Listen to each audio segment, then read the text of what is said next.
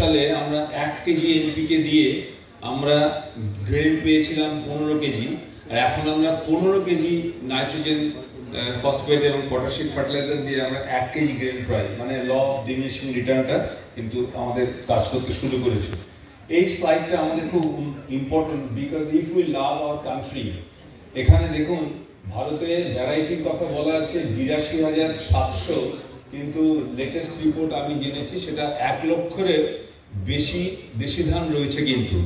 আর recently multilateral সিস্টেমে ভারতবর্ষ থেকে 26,000 variety world wide exchange হয়েছে, আর 66 লক্ষ ভ্যারাইটি গোটা ভারত পৃথিবীদের মধ্যে এক্সচেঞ্জ হয়েছে।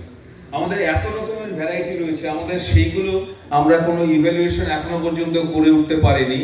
আর বাংলায় ছিল 5,500 ভ্যারাইটি।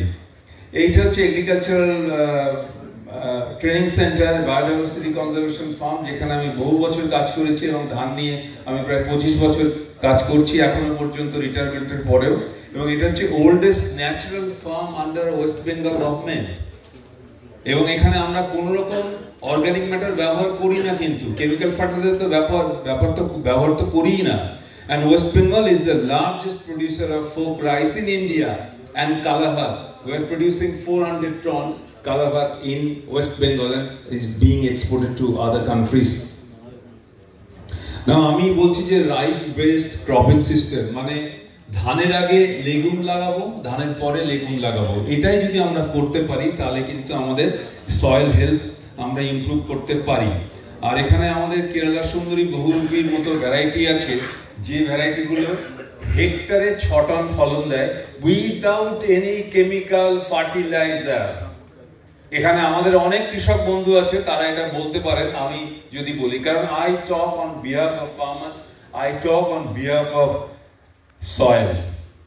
আর আমাদের ন্যাশনাল অ্যাভারেজ অ্যারাউন্ড 3 টন প্রতি হেক্টর। প্রফেসর দত্ত বলছিলেন 2.91 আমাদের স্টেটে, তা আমাদের ভারতের কিন্তু 3 টন পার হেক্টরের মতো আমাদের হচ্ছে প্রোডাকশন, আমাদের এত কিছু দেওয়ার পরে। এইবার এই যে হিসেবটা, এই কাজটা সম্পূর্ণ আমার করা। এখানে 4 বছরের একটা হিসেব আমি দিয়েছি যে 33 ডেসিমাল সয়েলের মাটিতে কি কি পরিমাণ আমরা নিউট্রিয়েন্ট দেব, ক্যাটেল ম্যানিউর কতটা, বায়োফার্টিলাইজার কতটা, রক ফসফেট এখানে দরকার নেই নর্থ বেঙ্গলের জন্য, neem cake, rice flour and gruel and molasses, liquid manure, floating azolla, rice mill ash. এটা দেখুন, এটা বলতে আমার যেহেতু সময় লাগবে, যেহেতু সময় সংক্ষিপ্ত, এখানে সবাই দাঁড়িয়ে আছে আমাকে রিমাইন্ড করার জন্য। তো দেখুন 4th ইয়ারে দেখুন আমাকে ইনপুটটা কতটা কমে গেছে। 600 কেজি আপনার ক্যাটেল ম্যানুয়ার, আর রাইস ফ্লোর, গ্রুয়েল, মোলাসেস নিয়ে 2 কেজি 2 কেজি, আর হচ্ছে অ্যাজোলার তো কোনো দাম নেই। দেখুন আমি কস্ট অফ প্রোডাকশন আমার কতটা আমি কমালাম, কারণ কস্ট অফ প্রোডাকশন কিন্তু এখন ভয়ঙ্কর বেড়ে গেছে। আজকে গোবিন্দভোগের ধানের দাম আপনারা কত জানেন তো? কুইন্টাল কত যাচ্ছে? আমার মনে হয় 6,000 টাকা, তার মোর এটাই যাচ্ছে, তো কুইন্টাল যাচ্ছে, এটা একটু জেনে রাখবেন। সে তুলনায় কস্ট অফ প্রোডাকশন কিন্তু আমি যদি না কমাতে পারি, কৃষক কিন্তু লাভ পাবে না। এইটা আমরা সয়েল টেস্ট করেছিলাম, এবং রুটিন সয়েল টেস্টের মধ্যে আমরা pH, EC, organic carbon, phosphate এবং পটাশ আমরা এখানে শো করি।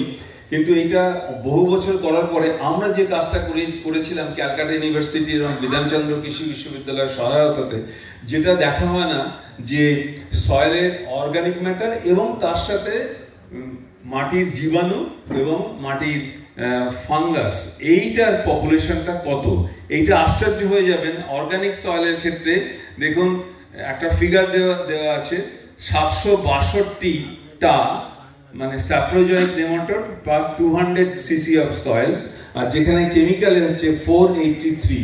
দেখুন এখানে তফাৎ পাচ্ছেন। এবং ব্যাকটেরিয়াল কাউন্টে দেখুন 184 × 10⁵, এবং ফাঙ্গাল কাউন্টে 3.49, ওয়াইল কেমিক্যালে দেখুন 142 × 10⁵, আর কেমিক্যালের ক্ষেত্রে 2.24 ফাঙ্গাল পপুলেশন। পিএইচ 7.4 7.2 ওটা অলমোস্ট সেম আছে। অর্গানিক কার্বন দেখুন ওভার দ্য ইয়ার্স ইমপ্রুভ করেছে 0.62%, আগে ছিল 0.32 ছিল, সেখান থেকে ইমপ্রুভ করেছে। নাইট্রোজেন অর্গানিক ফার্মিং এর ক্ষেত্রে 1120, কেমিক্যালের ক্ষেত্রে 1882। ফসফেট 55 কেজি পার হেক্টর, পটাশিয়াম 108 কেজি এবং ফেরাস জিঙ্ক রয়েছে, এবং সিএসিটা একটু বেশি আছে, কম আছে অর্গানিক সয়েলে 18.75 ক্যাটায়ন এক্সচেঞ্জ ক্যাপাসিটি। এটা দিয়ে মাটি কতটা খাবার নিতে পারে গাছ আর কি, সেটা একটা ইন্ডিকেটর। এবং কেমিক্যালের ক্ষেত্রে 22.29। এটা কিন্তু খুব গুরুত্বপূর্ণ স্লাইড, কারণ এই কাজটা আমরা করি না, আমরা রুটিন সয়েল টেস্ট করে ছেড়ে দেই, কিন্তু মানে সয়েলের যে প্রাণ অর্থাৎ এই মাইক্রোবিয়াল পপুলেশন সেটা কিন্তু আমরা কখনো দেখি না। এই আর একটা বিষয় দেখুন, এই কাজটা আমরা কখনো করি না। অত্যন্ত ইজি মেথড সয়েল ক্রোমাটোগ্রাফি। এই সয়েল ক্রোমাটোগ্রাফি করে কিন্তু সয়েলটা কেমন আমরা বুঝতে পারি, এই কাজটা আমাকে সাহায্য করেছেন ডক্টর সুদীপ্ত ত্রিপাঠী, ক্যালকাটা ইউনিভার্সিটির। দেখুন ডান দিকের সয়েলটা অর্গানিক সয়েল, এই যে তার মানে সয়েলটা দেখে আপনারা বুঝতে পারছেন যে এটার মধ্যে 4টে যে ভাগ আছে সেই ভাগগুলো কতটা প্রমিনেন্ট, আর সেখানে কেমিক্যাল সয়েল ওটা কিন্তু প্রমিনেন্ট নয়। কিন্তু এইটা কিন্তু খুব সহজে আমরা সয়েল কোয়ালিটি অ্যাসেস করার জন্য এটা আমরা কাজ করতে পারি। এবার ইমপ্রুভমেন্ট অফ সয়েল, আমি আগেই বলেছি যে সয়েল কোয়ালিটিটা ইমপ্রুভ করে এইভাবে কাজ করলে। দেখুন ডেসপাইট লো নাইট্রোজেন পটাশিয়াম থাকা সত্ত্বেও কিন্তু আমাদের এই যে জমিতে কোনো রকম রোগ নেই, পোকা নেই, এবং সাবস্টেন্সিয়াল ইল্ড আমরা পেয়ে এসেছি। এটা 1 বছর না, মানে মোর দ্যান 20 ইয়ার্স হয়ে গেছে। কিন্তু আপনারা এগ্রিকালচার ট্রেনিং সেন্টার ফুলিয়াতে গেলেও দেখতে পাবেন, এবং আমার এখানে রিপ্রেজেন্টেটিভ ফার্মার আছে, তাদের জমিতেও এই জিনিসটা আপনারা পাবেন। এবং আমরা লাগিয়েছিলাম সিঙ্গেল সিডলিং প্ল্যান্টিং, যেটাকে বলা হয় এসআরআই। অ্যাকচুয়ালি এসআরআই এর অনেকদিন আগেই আমাদের এখানে সিঙ্গেল সিডলিং প্ল্যান্টিং কাজটা শুরু হয়েছিল 1911-12 সালে আমাদের বর্ধমানে। এবং আমরা শুধু অ্যাজোলা দিয়ে চাষ করি, আমরা কিন্তু আর কোনো রকম ইনপুট আমরা দেই না। সেটাতেই দেখুন আমাদের কিভাবে ইমপ্রুভ করেছে এবং গাছের গ্রোথটা দেখে নিন। এ দেখুন গাছের গ্রোথ উইথ অ্যাজোলাতে জমিতে কত রকম নিউট্রিয়েন্ট দেয় এটা আপনারা সবাই জানেন। এবং অ্যাজোলাই আমাদের জমির প্রাণ আমি মনে করি, যেখানে বার্ন দেওয়া আছে সেখানে আমরা এটা করতে পারি। আর একটা কনসেপ্ট, সেটা হচ্ছে কাটাইয়ামা কাজটা করেছিলেন জাপানে, যে ফাইলোক্রোন নিয়ে, এটা টেকনিক্যাল বিষয়। দেখুন আমরা এখন ইল্ড পোটেনশিয়ালিটি দেশি ধানের সবটা জানি না, কিন্তু এখানে দেখুন 150টা টিলার আছে কালো গুলোতে, আর পাশে অসিত কলমা 160টা টিলার আছে। কিন্তু মানে এই যে ফাইলোক্রোন কনসেপ্ট, এটা নিয়ে এখন আমাদের দেশে কোনো কাজ হয়নি। প্রথমত যে আমাদের 82,000 ধান নিয়ে সেরকম কোনো কাজই হয়নি। এইটা হচ্ছে দেশি ধান কেরালা সুন্দরী। নামটা কেরালা সুন্দরী হলো, অ্যাকচুয়ালি এটা পুরুলিয়ার একটি নির্বাচিত ভ্যারাইটি। 6 টন প্রতি হেক্টরে ধান হয়। এখানে ধানের গ্রেন দেখুন, রিসেন্টলি যে জিন এডিটেড রাইস বলা হচ্ছে, সেখানে বলা হচ্ছে যে 450 গ্রেন। আপনারা যদি বহুরূপী ধানটা দিয়ে দেখেন, দেখলে আপনারা ভাববেন যে বহুরূপী ধান আর কি, আর এই আমাদের মডার্ন ভ্যারাইটি কি। এখানে 550 গ্রেন পাওয়া যায় বহুরূপী ধানে। যারা এখানে কৃষক আছেন তারাই বলবেন, ঠিক বলছি তো? ঠিক না বললে আমাকে বলবেন। বহুরূপী ধানের গ্রেন কত আছে? এখনো পর্যন্ত পৃথিবীতে কোনো ধান আবিষ্কার করা হয়নি যার ইল্ড দেশি ধানের থেকে বেশি হয়। এটা আমি জোর গলায় বলতে চাইছি। আর এবার আসি গ্লোবাল মিথেন এমিশন। এই একটা ব্যাপার, এটা নিয়ে সারা পৃথিবী জুড়ে হইচই শুরু হয়ে গেছে। মিথেন এমিশন এইটা যেন আমাদেরকে পাগল করে দিচ্ছে। এই পরের স্লাইডটা দেখুন, এইখানে কয়েকজনের কথা বলেছি আমি। এটা হচ্ছে ন্যাডেলিন ওয়েস্টার, তিনি বলছেন এই ফিগারগুলো কিন্তু খুব ফ্লড ফিগার, আমার কথা না। এবং এই অ্যাসেসমেন্টটা কি করে হয়েছে সেটাও কিন্তু যথেষ্ট ফ্ল। আর আপনারা নিশ্চয়ই সবাই ওয়াল্টার জেনের কথা শুনেছেন, যিনি অস্ট্রেলিয়ান একজন সায়েন্টিস্ট। তিনি বলছেন যে এই ফিগার কিন্তু যথেষ্ট গন্ডগোলের ফিগার, এবং methane emission from fossil fuel severely under estimated. এইখানে দু রকম মিথেনের কথা হচ্ছে, একটা হচ্ছে বায়োজেনিক মিথেন, আর একটা হচ্ছে থার্মোজেনিক মিথেন। এই গরু বেলচিং করছে, তার জন্য নাকি পৃথিবী গরম হয়ে যাচ্ছে। মানে মনে হচ্ছে যেন গরু বেলচিং নতুন করে শুরু করেছে, আর এই ধানের চাষ নাকি নতুন করে শুরু হয়েছে। মানে এসব আগে ছিল না, এখনই গরুর বেলচিং এর জন্য গোটা পৃথিবী গরম হয়ে যাচ্ছে, আর ধান চাষের জন্য পৃথিবী গরম হয়ে যাচ্ছে। কিন্তু যদি কেমিস্ট্রি, আমি ওখানে বলেছি, আমার মনে হয় কেমিস্ট্রিটা ভুলে গেছি, কেমিস্ট্রি ইকুয়েশনটা। আমি যেহেতু আমার খুব কম সময়ের মধ্যে বলতে হচ্ছে, এই যে বায়োজেনিক মিথেনটা, এটা খুব তাড়াতাড়ি কিন্তু ডিগ্রেড করে যায় দেন থার্মোজেনিক মিথেন, মানে যেটা ইন্ডাস্ট্রি থেকে বেরোচ্ছে। এই ডান দিকের রিয়াকশনটা অনেক বড় রিয়াকশন। এই মিথেনের সাথে কার্বন ডাইঅক্সাইডের কিন্তু ইজি রিয়াকশন হয় না, এটা কিন্তু একটা ক্যাটালিস্ট লাগে। এবং এইখানে পুরো রিয়াকশনটা একদম দেখুন, এই CH4 থেকে এইখানে CH4 মিথেন থেকে এই যে কার্বন ডাইঅক্সাইড বেরোচ্ছে, এই রিয়াকশনটা অনেকগুলো স্টেপ আছে, কিন্তু আমরা ওই জন্যই বলেছি উই হ্যাভ ফরগটন কেমিস্ট্রি, আমরা দেখছি না। এরপরে গ্রিন হাউস গ্যাস নিয়ে আমরা যে কথা বলছি, যে আমরা প্রচুর পৃথিবীকে আমরা গরম করে ফেলেছি, শুধুমাত্র এগ্রিকালচার থেকে হচ্ছে, কিন্তু আমাদের যে পার্মাফ্রস্ট যেটা গলছে, যেটা ইন্ডাস্ট্রি থেকে বেরোচ্ছে, সেইগুলো নিয়ে আমরা কিন্তু কোনো কথা কিন্তু বিশেষ বলছি না। আচ্ছা, এই যে বলছি যে মিথেন, আমরা বলছি ওভার এস্টিমেট আমরা করছি, এই যে methane leaks from dormant oil and gas leaks in Canada আর 7 times worse than thought. Nothing happens when satellite alert them about large methane leaks coming from oil and gas infrastructure, and permafrost er kotha to achei. Greenhouse gas.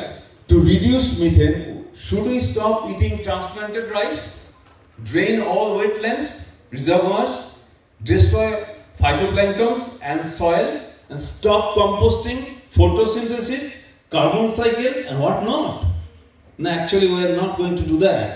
And what about reducing thermogenic methane emission from melting of tundra and oceanic methane hydrates, mines, landfills, sewage pits, transport, exhaust, animal feed, and loss, which are the biggest sources. আপনারা জানেন প্রত্যেক দিন আমাদের আকাশ দিয়ে কত উড়োজাহাজ চলে? আমি জানি আপনি এগিয়ে আসছেন, প্রায় 1 লক্ষর বেশি ফ্লাইট চলে, কিন্তু আমি চলে এসেছি এইখানে উইলো উইস। আচ্ছা, আপনারা কে কে আলেয়া দেখেছেন বলুন তো, একটু হাত তুলুন। আলেয়া, উইলো উইস দেখেছেন কেউ? কেউ দেখেননি? আমি উইলো মানে হচ্ছে রাত্রিরে অন্ধকারে জলাজমির পাশে আগুন জ্বলে ওঠে, that means natural combustion with methane and oxygen. সেটা কিন্তু নেই। আমি ছোটবেলায় 45 বছর আগে একটা জলাজমির পাশে আমি দেখেছিলাম ওই আলেয়া, এখন কিন্তু আলেয়া নেই। তাহলে আলেয়া যদি না হয় তাহলে মিথেনের প্রোডাকশনটা হচ্ছে কোথায়? আর অর্গানিক ম্যাটার জমিতে কতটুকু আছে যে আমাদের মিথেন প্রোডাকশন হবে? সেই এস্টিমেট কে করেছে আমি জানি না। তো এই উইলোউস কিন্তু আমাদের কিন্তু নেই, সেটাই বলছি যে what about the organic matter is added in low lying rice fields, and what about the percentage of land and source of methane is organic matter. এটা আমাদের ফিশ কাম প্যাটিকালচার দিয়ে কিন্তু আমরা এটাকে অনেক কমাতে পারি।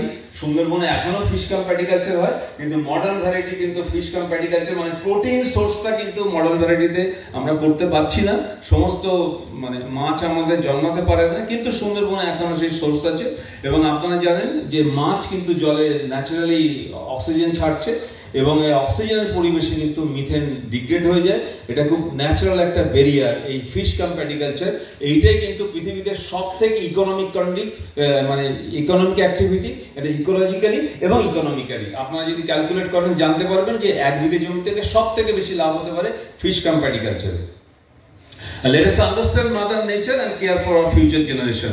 Without chemical farming, organic farming with folk crops can feed the world. We have enough deshi high-yielding folk rice resources for marginal lands. It mitigates greenhouse gas, reduces cost of cultivation, enhances soil quality. Industrial emissions needs to be checked. No need to introduce risky gene-edited rice. Recently, CRISPR-Cas নিয়ে যেটা বলা হয়েছে দেখুন, George McDonald বলছেন, church professor of genetics, Harvard medical school, professor of health and science, তিনি বলছেন CRISPR is a blunt axe whose aim is to genome vandalism. Let us unite to save the world. Thank you very much. Thank you, Dr.